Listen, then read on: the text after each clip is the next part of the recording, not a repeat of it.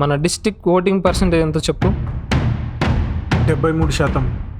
పెద్ద గొప్పే కాదా? ఆహా, రిగ్గింగ్ లేకుండా ఆ పర్సెంటేజ్ వచ్చిందా? అంటే సరే వదిలే, సింపుల్ మ్యాచ్ చేద్దాం. 27% ఓట్స్ వేయలేదంటే ఎంతమంది ఓట్స్ వేయనట్లు లెక్క? ఒక 40-50 వేల మంది.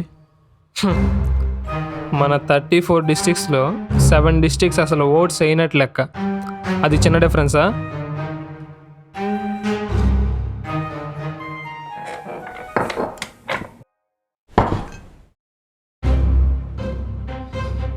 అసలు సిగ్గులేదయా మీకు? మీరంత రెస్పాన్సిబుల్ అయితే 100% ఓటింగ్ ఉండాలి కదా. ఒక్కొక్క ఏరియాలో 32%, 15%, 24%, ఇది మీ ఓటింగ్ పర్సంటేజ్. మీరు ఇలా ఉండబట్టే అసెంబ్లీలో అడిగేవాళ్ళు లేక అడ్డమైన బిల్స్ యునానిమస్గా పాస్ అయిపోతున్నాయి. అసలు ఓట్లు వేయడానికి మీకు బద్ధకమా?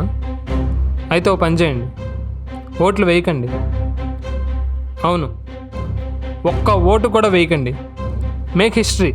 ఈ పోరంబోకు నా కొడుకులు మాకు పాలిటిక్స్లో వద్దు అని బ్యాలెట్ బాక్సులు బద్దలు కొట్టి చెప్పండి.